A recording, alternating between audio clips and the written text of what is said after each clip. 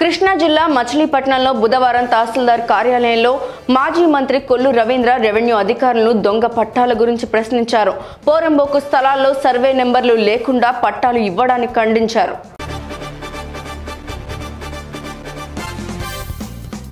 తిరువూరు మాజీ ఎమ్మెల్యే నల్లగట్ల స్వామిదాసును బుధవారం వైద్య ఆరోగ్య శాఖ కాంటాక్ట్ సిబ్బంది కలిశారు.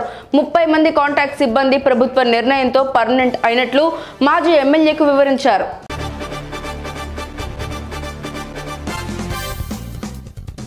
ఎన్నికల సమయంలో తీసుకోవాల్సిన జాగ్రత్తలపై సంబంధిత శాఖల అధికారులకు జిల్లా జాయింట్ కలెక్టర్ కేతన్ గార్గ్ పలు సూచనలు చేశారు. ఎక్కడైనా లోపాలు ఉంటే సరిచేయడానికి ప్రయత్నించాలని ఆదేశించారు.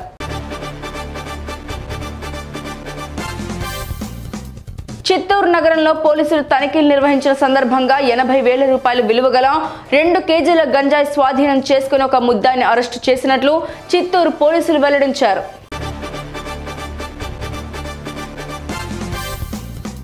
TDP, Janasena, BJP Chittoor MP అభ్యర్థిగా ప్రసాదరావు పోటీ చేస్తారని మాజీ మంత్రి అమర్నాథ్ రెడ్డి వెల్లడించారు. ఈ మేరకు ఆయన పలమనేరు నియోజకవర్గ నేతలకు పరిచయం చేశారు.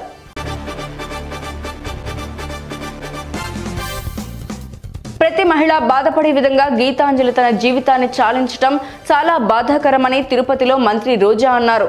తనకు వచ్చిన ఇంటి పట్టాను ఆనందంగా మీడియాకు చూపడమే ఆమె చేసిన తప్ప అని ప్రశ్నించారు.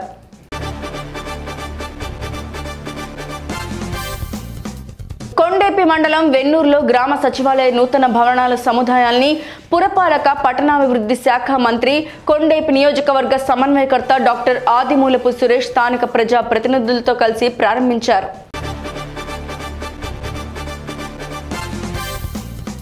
పెద్దగడబూరు మండలంలోని బాపురంలో వెలసిన శ్రీ గంగాదేవి క్షేత్ర ముఖద్వార ప్రారంభోత్సవ ర్యాలీ పీఠాధిపతి శ్రీ బసలింగమ్మ అవ్వ ఆధ్వర్యంలో గంగాదేవి ఆలయం నుండి చిన్న తుంబళం క్రాస్ రోడ్డు వరకు అట్టహాసంగా జరిగింది.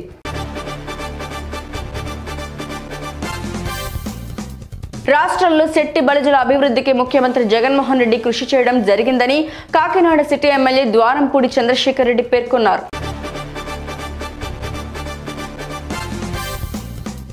సఖీ వన్ స్టాప్ సెంటర్ కు ఆధునిక వసతులతో భవనాన్ని ఏర్పాటు చేయడం జరిగిందని కాకినాడ సిటీ ఎమ్మెల్యే ద్వారంపూడి చంద్రశేఖర్ రెడ్డి పేర్కొన్నారు.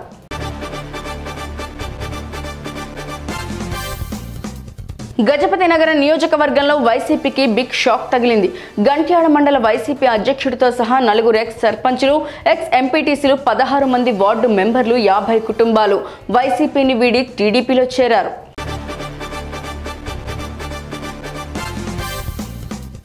ఎన్నికల్లో పోటీ చేసే అభ్యర్థుల ప్రతి ఖర్చును లెక్కిస్తామని జిల్లా కలెక్టర్ నాగలక్ష్మి స్పష్టం చేశారు. రాజకీయ పార్టీల ప్రతినిధులతో సమావేశాన్ని నిర్వహించారు.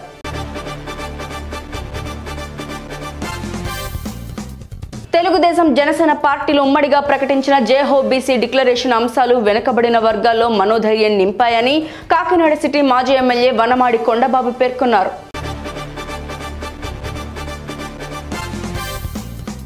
పిఠాపురం మున్సిపల్ కార్యాలయం వద్ద ఉద్రిక్త వాతావరణం నెలకొంది.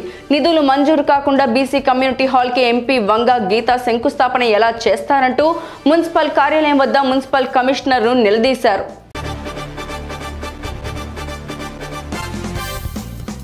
ఈ నెల 18 నుండి జరగనున్న 10వ తరగతి పరీక్షలకు 27,277 మంది విద్యార్థులు హాజరు కానున్నారని డీఈఓ ఎన్ ప్రేమ్ కుమార్ తెలియజేశారు.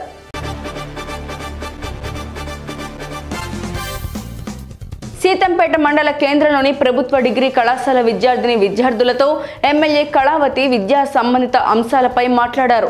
త్రాగునీటి ప్యూరిఫైయర్ మిషన్ కోసం విద్యార్థులకు 50,000 రూపాయలు మంజూరు చేశారు.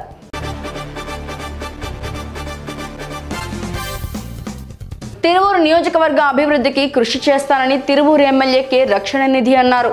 తిరువూరులో కార్యాలయంలో ఆయన మీడియాతో మాట్లాడారు.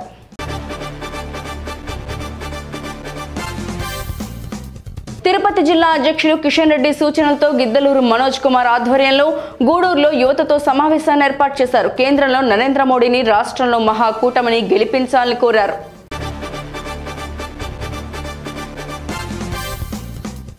తాడేపల్లి పరిధి ఉండవల్లిలోని టీడీపీ అధినేత చంద్రబాబు నివాసం వద్ద కార్పొరేషన్ అధికారులు ఫ్లెక్సీలు తొలగించారు. ఇటీవల మోత మోగిద్దాం పేరుతో ఏర్పాటు చేసిన లోకేష్ చంద్రబాబు ఫ్లెక్సీలను తొలగించడంపై టీడీపీ నాయకులు మండిపడుతున్నారు.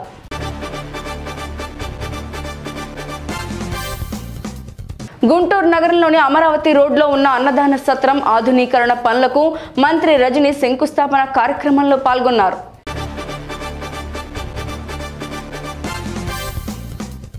ఆటోనగర్లో ఉన్న ఎమ్మెల్యే ఆర్కే కార్యాలయంలో 16 మంది అనారోగ్య బాధితులకు 11 లక్షల రూపాయల సీఎం సహాయ నిధి చెక్కుల్ని ఎమ్మెల్యే ఆర్కే, నియోజకవర్గ పార్టీ ఇన్ఛార్జ్ మురుగుడు లావణ్య బాధితులకు పంపిణీ చేశారు.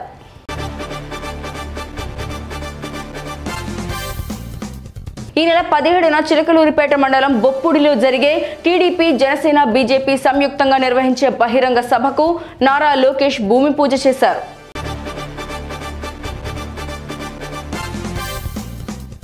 ఆర్టీసీ ఉద్యోగులకు 21% పీఆర్సీ ప్రకటించడంపై మ్రోసా జేఏసీ నాయకులు హర్షం వ్యక్తం చేస్తూ సీఎం రేవంత్ రెడ్డి చిత్రపటానికి పాలాభిషేకం నిర్వహించారు.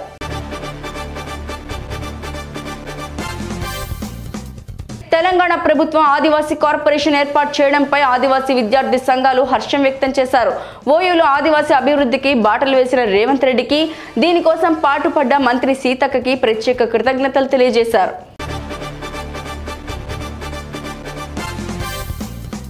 కుత్బుల్లాపూర్ నియోజకవర్గం బాచపల్లి పోలీస్ స్టేషన్ పరిధిలో బాచపల్లి కేవీఆర్ ట్రావెల్స్ బస్సులో గంజాయి రవాణా 2 కేజీల గంజాయిని సైబరాబాద్ ఎస్ఓటీ మేడ్చల్ టీం పట్టుకున్నారు.